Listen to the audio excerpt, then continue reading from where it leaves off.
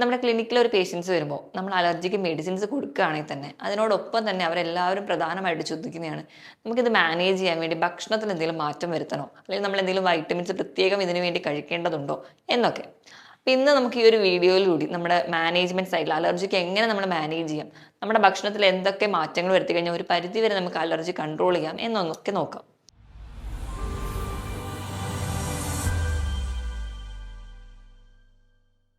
Hi, ഞാൻ doctor പ്രിയ, QNB health കെയറിലെ homoeopathic ഫിസിഷ്യനാണ്. ഇന്ന് നമ്മുടെ ഇടയിൽ പ്രായഭേദമന്യേ കുട്ടികൾക്കും മുതിർന്നവരിലും ഒക്കെ കാണുന്ന ഒരു ബുദ്ധിമുട്ടാണ് അലർജി. നമ്മുടെ ക്ലിനിക്കിൽ ഒരു പേഷ്യൻസ് വരുമ്പോൾ നമ്മൾ അലർജിക്ക് മെഡിസിൻസ് കൊടുക്കുകയാണെങ്കിൽ തന്നെ അതിനോടൊപ്പം തന്നെ അവരെല്ലാവരും പ്രധാനമായിട്ട് ചോദിക്കുന്നതാണ് നമുക്കിത് മാനേജ് ചെയ്യാൻ വേണ്ടി ഭക്ഷണത്തിൽ എന്തെങ്കിലും മാറ്റം വരുത്തണോ, അല്ലെങ്കിൽ നമ്മൾ എന്തെങ്കിലും വൈറ്റമിൻസ് പ്രത്യേകം ഇതിനു വേണ്ടി കഴിക്കേണ്ടതുണ്ടോ എന്നൊക്കെ. അപ്പം ഇന്ന് നമുക്ക് ഈ ഒരു വീഡിയോയിലൂടെ നമ്മുടെ മാനേജ്മെന്റ് സൈഡിൽ അലർജിക്ക് എങ്ങനെ നമ്മൾ മാനേജ് ചെയ്യാം, നമ്മുടെ ഭക്ഷണത്തിൽ എന്തൊക്കെ മാറ്റങ്ങൾ വരുത്തി കഴിഞ്ഞാൽ ഒരു പരിധി വരെ നമുക്ക് അലർജി കൺട്രോൾ ചെയ്യാം എന്നൊക്കെ നോക്കാം. എന്താണ് അലർജി? നമ്മുടെ ശരീരത്തിൽ എന്തെങ്കിലും ഒരു വസ്തുക്കൾ കടന്നു വരുമ്പോൾ നമ്മുടെ ശരീരം തന്നെ അത് മാക്സിമം റിയാക്ട് ചെയ്ത് പുറത്ത് കളയാൻ വേണ്ടി നോക്കും. ചില ആൾക്കാരിൽ ഈ റിയാക്ഷൻ കുറച്ച് ഹൈപ്പർ ആക്റ്റീവ് ആയിരിക്കും. അവരാണ് കൂടുതലും അലർജിക് എന്ന് നമ്മൾ പറയാറ്. നമ്മുടെ ശരീരത്തിലൂടെ എന്ത് വസ്തുക്കളായിക്കളെ, ഒരു പൊടിയോ പൂമ്പൊടിയോ പൂപ്പലോ ചെറിയ പ്രാണികളോ എന്ത് വസ്തുവും കടന്നു വന്നാലും നമ്മുടെ ഇമ്മ്യൂൺ സിസ്റ്റം അത് പുറത്ത് കളയാൻ വേണ്ടി നോക്കും. അങ്ങനെ ഒരു അലർജിയും ഒരു റിയാക്ഷൻ്റെ ഭാഗമായിട്ട് നമ്മുടെ ശരീരത്തിൽ ഒരുപാട് ആൻറ്റിബോഡി ഉണ്ടാവും.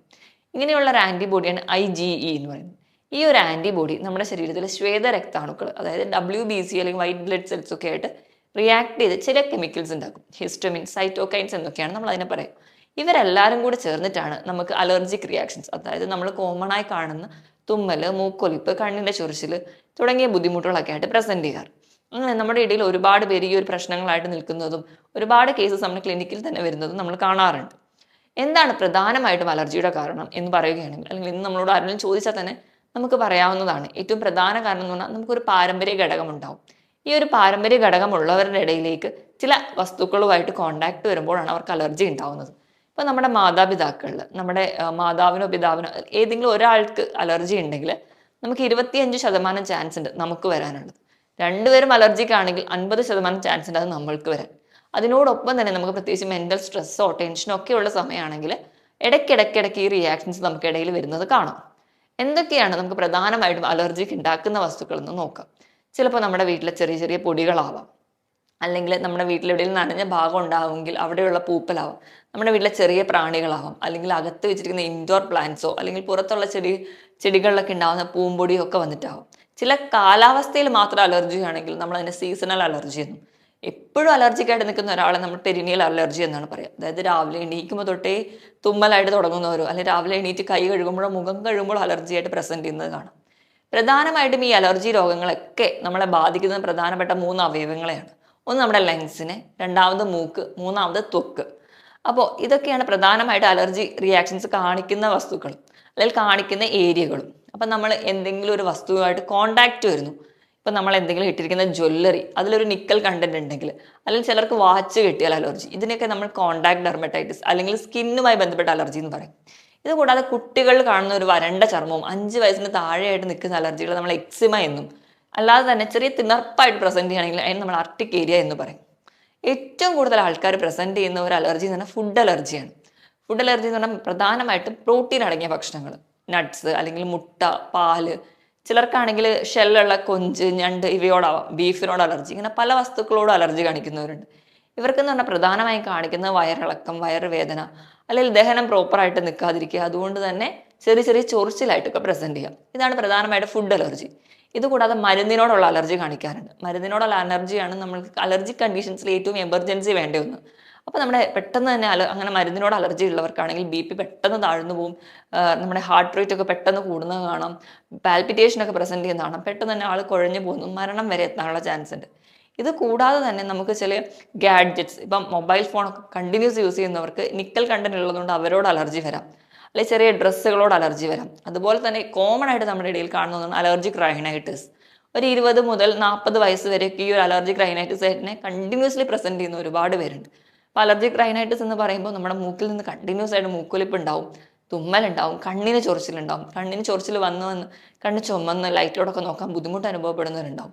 ഇങ്ങനെ തുമ്മലും അലർജിയും കണ്ടിന്യൂസ് ആയിട്ട് നിൽക്കുമ്പോൾ കുട്ടികളിലൊക്കെ ആണെങ്കിലും പഠിത്തത്തിന് പിന്നോട്ട് പോവുക, മറ്റ് ആക്ടിവിറ്റീസിലൊന്നും ഏർപ്പെടാൻ പറ്റാതെ വരിക, ഉറക്കം കൃത്യമായിട്ട് കിട്ടാതിരിക്കുക, ജോലിയിൽ ഏർപ്പെട്ടവരാണെങ്കിൽ ജോലി കണ്ടിന്യൂസ് ആയിട്ട് അല്ലെങ്കിൽ ക്ലിയർ ആയിട്ട് ചെയ്യാൻ പറ്റാതെ വരിക, ഇങ്ങനെ ഒരുപാട് ബുദ്ധിമുട്ടുകൾ അവരുടെ ജീവിതത്തിൽ തന്നെ അനുഭവിക്കുന്നവരുണ്ട്. അപ്പൊ ഇങ്ങനെയുള്ള പല രീതിയിലും നമ്മൾ കേൾക്കുമ്പോൾ ചെറുതാണെന്ന് അലർജി എന്ന് പറയുമ്പോൾ വലിയ പ്രശ്നക്കാരനല്ലെങ്കിലും അത് പല രീതിയിൽ നമ്മുടെ ലൈഫിനെ തന്നെ ബാധിക്കുന്ന ഒരു കണ്ടീഷനാണ്.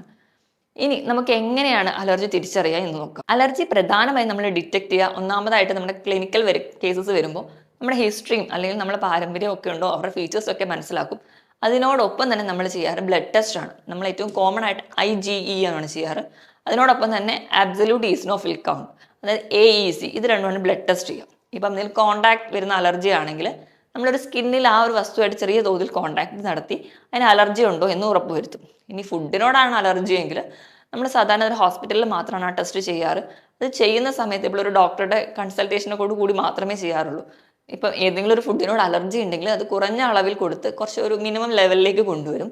അത് കൊടുത്തു കഴിഞ്ഞൊരു 4 മണിക്കൂറിനുള്ളിലെങ്കിലും നമുക്ക് അലർജി ആയിട്ട് പ്രസന്റ് ചെയ്യുന്നുണ്ട്, ചില ബുദ്ധിമുട്ടുകളൊക്കെ കാണിക്കുന്നുണ്ടെങ്കിൽ ആ വസ്തുവിനോട് നമുക്ക് അലർജി ഉണ്ടെന്ന് നമുക്ക് ഉറപ്പിക്കാൻ പറ്റും.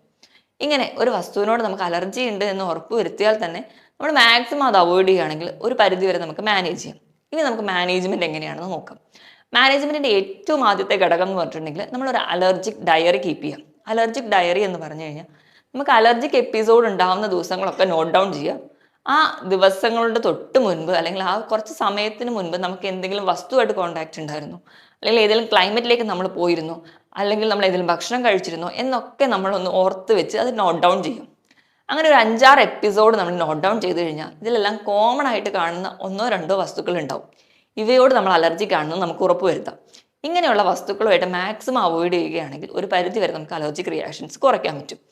അപ്പോൾ പൊടിയാണ് അലർജി എങ്കിൽ നമ്മൾ മാക്സിമം നമ്മുടെ വീടും പരിസരമൊക്കെ ക്ലീൻ ആക്കി വെക്കാൻ വേണ്ടി ശ്രദ്ധിക്കുക. ഇപ്പോൾ പുകയാണ് നമ്മുടെ വീട്ടിലെ പ്രശ്നമെങ്കിൽ നമുക്ക് വിറകടുപ്പിന് പകരം ഗ്യാസ് സ്റ്റൗ യൂസ് ചെയ്യേ വഴിയുള്ളൂ. അല്ലെങ്കിൽ പുകവലി പോലെയുള്ള ശീലമുള്ളവരാണെങ്കിൽ കംപ്ലീറ്റ്ലി അത് നിർത്തുക. അതിനോടൊപ്പം തന്നെ നമ്മുടെ വീട്ടിൽ ആരെങ്കിലും പുകവലിക്കുന്നവരാണെങ്കിൽ അത് നമ്മൾ സ്റ്റോപ്പ് ചെയ്യാൻ വേണ്ടി ശ്രമിക്കണം. ഇതിനോടൊക്കെ ഒപ്പം തന്നെ ഇപ്പം നമ്മൾ പൊടിയുള്ള ഏരിയയിൽ നമുക്ക് പോവേണ്ടി വരികയാണെങ്കിൽ നിങ്ങൾ കണ്ടിന്യൂസ്ലി തന്നെ മാസ്ക് ധരിക്കാൻ വേണ്ടി ശ്രദ്ധിക്കുക. ഇതോടൊപ്പം ഏതെങ്കിലും ഭക്ഷണത്തിനോടാണ് നിങ്ങൾക്ക് അലർജി എങ്കിൽ ആ ഭക്ഷണം മാക്സിമം അവോയ്ഡ് ചെയ്യുക. നമ്മുടെ ആ ഒരു ഹൈപ്പർ സെൻസിറ്റീവ്നെസ് നമ്മുടെ ശരീരത്തിൽ മെഡിസിൻസ് ഒക്കെ കഴിച്ച് കുറച്ച് കഴിഞ്ഞതിന് ശേഷം പതിയെ നമുക്ക് ഈ ഫുഡൊക്കെ ആയിട്ട് ഇൻട്രൊഡ്യൂസ് ചെയ്യാൻ പറ്റാവുന്നതുമാണ്. ഇനി നമ്മുടെ ഭക്ഷണത്തിൽ വരുത്തേണ്ട മാറ്റങ്ങളാണ് ഏറ്റവും പ്രധാനം. ഭക്ഷണത്തിൽ നമ്മൾ ഒരു പരിധിയിൽ കൂടുതൽ നമുക്ക് വെയിറ്റ് ഗെയിൻ ഉണ്ടെങ്കിൽ, അതായത് അമിതവണ്ണം ഉണ്ടെങ്കിൽ നമുക്കറിയാം പെട്ടെന്ന് ദഹന പ്രക്രിയകളൊന്നും കറക്റ്റ് ആവാതെ നടക്കുകയും നമുക്ക് പെട്ടെന്ന് പുളിച്ചത് കിട്ടലോ അസിഡിറ്റി പോലെയുള്ള പ്രശ്നങ്ങൾ ഉണ്ടാവുന്നതായിട്ട് കാണാം. അപ്പം ഇങ്ങനെ അസിഡിറ്റി ഒക്കെ ഉള്ളവരിൽ ഇടയ്ക്കിടയ്ക്ക് ഇങ്ങനെ ഭക്ഷണം പുളിച്ചത് കെട്ടി വരുന്നത് കൊണ്ട് അത് നമ്മുടെ ആ ഒരു റെസ്പിറേറ്ററി പാത്വേയിലോട്ട് കിടക്കുകയും അത് നമുക്കൊരു ഇറിറ്റേഷൻ ഉണ്ടാക്കി ഡ്രൈ കഫും അതുപോലെ അലർജി ഒക്കെ ഉണ്ടാവാനുള്ള കാരണമുണ്ട്. അതുകൊണ്ട് തന്നെ ഇങ്ങനെ ആസിഡ് കംപ്ലയിൻസ് അല്ലെങ്കിൽ ആസിഡ് റിഫ്ലക്സ് ഒക്കെ ഉള്ളവരാണെങ്കിൽ നിങ്ങൾ മാക്സിമം എരിവും മസാലയും ഒക്കെ കുറയ്ക്കുക. അതിനോടൊപ്പം തന്നെ അമിതമായിട്ട് പഞ്ചസാരയുടെയോ ഉപ്പിൻ്റെയോ അളവ് ഉപയോഗിക്കുന്നവരാണെങ്കിൽ നിങ്ങൾ അതും കുറയ്ക്കാൻ വേണ്ടി ശ്രദ്ധിക്കുക. അതിന് പകരം നിങ്ങൾ ഫ്രൂട്ട്സും വെജിറ്റബിൾസും ഒക്കെ ധാരാളം കഴിക്കുക. നമ്മുടെ ബോഡി മാസ് ഇൻഡെക്സ്, അതായത് നമ്മുടെ ഹൈറ്റിനനുസരിച്ച് നമ്മളെ വെയിറ്റ് മെയിൻറ്റെയിൻ ചെയ്യുകയാണെങ്കിൽ ഒരു പരിധി വരെ നമുക്ക് അലർജിക് റിയാക്ഷൻസ് ഒക്കെ കുറയ്ക്കാൻ പറ്റും. അപ്പോൾ അതിനുവേണ്ടി നിങ്ങൾ കൃത്യമായിട്ട് വ്യായാമം കൂടി ചെയ്താൽ മതി. ഇപ്പം നിങ്ങൾ മാക്സിമം മധുരമൊക്കെ അവോയ്ഡ് ചെയ്യാൻ പറയുമ്പോഴും നമ്മൾ ഏറ്റവും അഡ്വാൻസ്ഡ് ആയിട്ട് അല്ലെങ്കിൽ ഏറ്റവും നല്ലതായിട്ട് നമ്മളെല്ലാവരും അലർജി ഉള്ളവരോട് കഴിക്കാൻ പറയുന്ന ഒന്നാണ് തേൻ. തേൻ എന്ന് പറയുന്നത് ഫ്രക്ടോസ് കണ്ടന്റ് ഉണ്ടെങ്കിലും നിങ്ങൾക്ക് ഒരു 1/2 ടീസ്പൂൺ വെച്ച് കഴിക്കാവുന്നതാണ്. കാരണം ഇതിൽ നാച്ചുറൽ പോളൻസ് ഒക്കെ അടങ്ങിയിട്ടുണ്ട്. അപ്പം നമ്മൾ ഇത് കഴിക്കുന്നത് വഴി ഒരിക്കലും നമ്മുടെ ശരീരത്തിന് മറ്റ് പോളൻസ് ഒക്കെ ആയിട്ടുള്ള അലർജിക്ക് ഉണ്ടെങ്കിൽ അത് കുറയ്ക്കുന്നതായിട്ട് കാണാം. പക്ഷെ നിങ്ങൾ കഴിക്കുന്ന അളവ് വളരെ കുറവായിരിക്കണം എന്ന് മാത്രം ഉറപ്പുവരുത്തിയാൽ മതി. അതുപോലെ തന്നെ നമ്മൾ കഴിക്കേണ്ട ഫ്രൂട്ട്സിലൊക്കെ കുർസെറ്റിൻ എന്ന് പറഞ്ഞ ഒരു കണ്ടന്റ് ഉണ്ടെങ്കിൽ അത് നമുക്കൊരു ആൻറ്റി ഹിസ്റ്റമിനായിട്ട് ആക്ട് ചെയ്യും. ഇങ്ങനെ ആൻറ്റി ഹിസ്റ്റമിനായിട്ട് ആക്ട് ചെയ്യുമ്പോൾ നമുക്ക് നമ്മുടെ ശരീരത്തിലുള്ള ഹിസ്റ്റമിൻ പ്രൊഡക്ഷൻ ഒക്കെ കുറയ്ക്കുകയും അലർജിക് റിയാക്ഷൻസ് ഒക്കെ കുറയ്ക്കും. ഇനി കുർസെറ്റിൻ എന്ന് പറയുന്ന കണ്ടന്റ് മെയിൻലി അടങ്ങിയിരിക്കുന്നത് നല്ലപോലെ വെയിൽ കിട്ടുന്ന ഇലയിലും അതുപോലെ തന്നെ ഫ്രൂട്ട്സിലൊക്കെയാണ്. ഇപ്പോൾ കുർസെറ്റിൻ അടങ്ങിയിരിക്കുന്ന ഫ്രൂട്ട്സ് മെയിൻലി പറയുകയാണെങ്കിൽ ബ്രക്കോളി, ക്യാപ്സിക്കം, അതുപോലെ തന്നെ ആപ്പിളിലുണ്ട്. ഇതിലൊക്കെ ധാരാളമായിട്ട് കുർസെറ്റിൻ ഉണ്ട്. ഏറ്റവും കോമൺ ആയിട്ട് നമുക്ക് അവൈലബിൾ ആയിട്ടുള്ള ഒന്നാണ് ഉള്ളി. നമ്മുടെ ഉള്ളിയുടെ അത് മുകളിലെ ഒരു തോല് കളയുമ്പോൾ തന്നെ അതിൽ അടങ്ങിയിരിക്കുന്ന ഒരു നല്ലൊരു കണ്ടന്റാണ് കുർസെറ്റിൻ. അപ്പോൾ സ്ഥിരമായിട്ടൊക്കെ നമ്മൾ ഉള്ളി വെച്ച് സാലഡ് ഉണ്ടാക്കി കഴിക്കുക, അല്ലെങ്കിൽ നമ്മുടെ ഭക്ഷണത്തിലൊക്കെ ഇൻക്ലൂഡ് ചെയ്യുന്നത് വഴി നമുക്കൊരു പരിധി വരെയൊക്കെ അലർജിക് റിയാക്ഷൻസ് ഉള്ളവരാണെങ്കിൽ അത് കുറയ്ക്കാൻ പറ്റും. അതുപോലെ തന്നെ നമ്മുടെ ഫ്രൂട്ട്സിൽ നമ്മുടെ പൈനാപ്പിൾ കഴിക്കുന്നവരാണെങ്കിൽ അതിൽ ബ്രൊമാലിൻ എന്ന് പറയുന്ന ഒരു കണ്ടന്റ് ഉണ്ട്. ഇതും നമുക്ക് നല്ലൊരു നാച്ചുറൽ ആൻറ്റി ഹിസ്റ്റമിനാണ്. ഇതും നമുക്കൊരു പരിധിവരെ അലർജിക് റിയാക്ഷൻസ് കുറയും.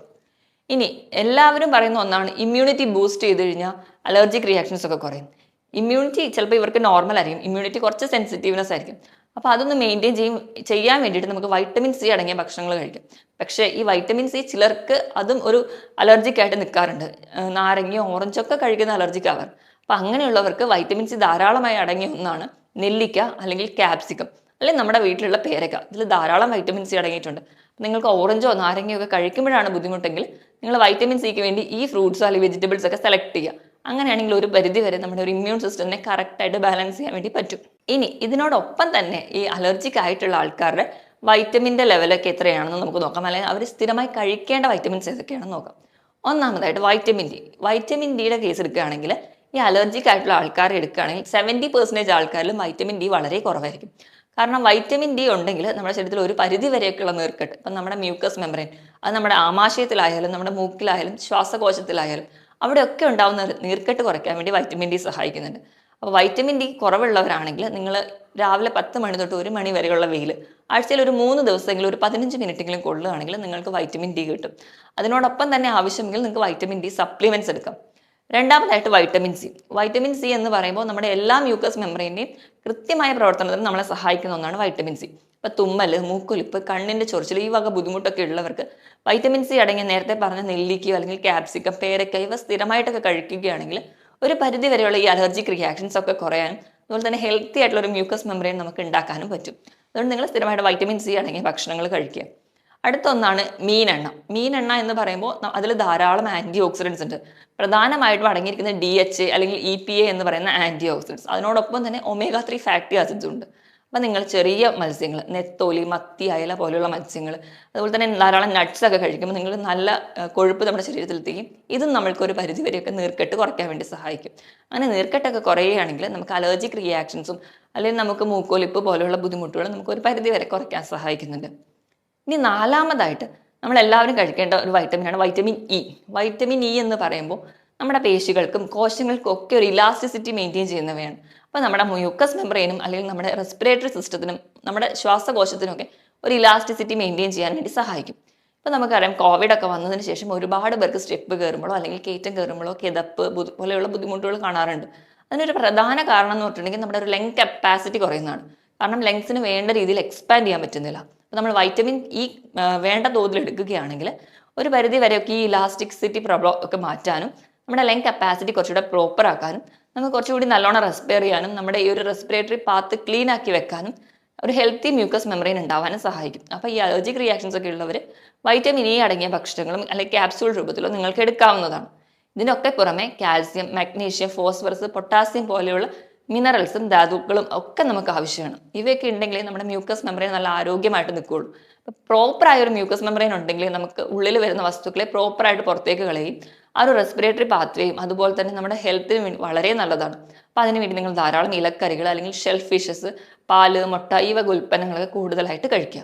അപ്പോൾ ഈ പറഞ്ഞ വൈറ്റമിൻസോ അല്ലെങ്കിൽ മിനറൽസോ ഒക്കെ നിങ്ങളെല്ലാം ഭക്ഷണത്തിലൂടെ കഴിക്കാൻ വേണ്ടി ശ്രദ്ധിക്കുക. അപ്പോൾ അത് നിങ്ങൾക്ക് ഭക്ഷണത്തിലൂടെ വേണ്ട തോതിൽ കിട്ടുന്നില്ലെങ്കിൽ നിങ്ങൾ എപ്പോഴും ഒരു ഡോക്ടറുടെ കൺസൾട്ടേഷൻ എടുത്തതിന് ശേഷം മാത്രം നിങ്ങൾക്ക് അത് സപ്ലിമെന്റ്സ് രൂപത്തിലും എടുക്കാവുന്നതാണ്. അപ്പോൾ ഈ പറഞ്ഞ രീതിയിൽ വൈറ്റമിൻസും അല്ലെങ്കിൽ ഫുഡ് സ്റ്റൈലിലൊക്കെ വേണ്ട രീതി മാറ്റങ്ങളൊക്കെ നടത്തി കഴിയുക. അതിനോടൊപ്പം തന്നെ കൃത്യമായ വ്യായാമവും കൃത്യമായ ഉറക്കവും വേണ്ട രീതിയിലുള്ള വെള്ളം കുടിക്കുന്നുണ്ടെങ്കിൽ മാക്സിമം ഇങ്ങനെ തണുപ്പോ അല്ലെങ്കിൽ പൊടി ഇങ്ങനെയൊക്കെയുള്ള പ്രശ്നങ്ങളാണ് നിങ്ങൾക്ക് അലർജി എങ്കിൽ മാക്സിമം അതിൽ നിന്ന് അവോയ്ഡ് ചെയ്ത് ഇരിക്കാൻ വേണ്ടി ശ്രദ്ധിക്കുക. ഇങ്ങനെയൊക്കെ ചെയ്യുകയാണെങ്കിൽ ഒരു പരിധി വരെ നമുക്ക് അലർജി പോലെയുള്ള ബുദ്ധിമുട്ടുകൾ നമുക്ക് കുറയ്ക്കാൻ പറ്റും. അങ്ങനെ അലർജി കുറയ്ക്കുകയാണെങ്കിൽ ഒരു പരിധി വരെ അതിന് കോംപ്ലിക്കേഷൻ ആയിട്ടുള്ള ആസ്മ പോലെയുള്ള കണ്ടീഷനിലായിട്ട് നമ്മൾ എത്താതിരിക്കാനും നമ്മളെ സഹായിക്കും. ഇനി മറ്റൊരു ഹെൽത്ത് ടോപ്പിക്കുമായിട്ട് വീണ്ടും കാണുന്നത് വരെ നന്ദി.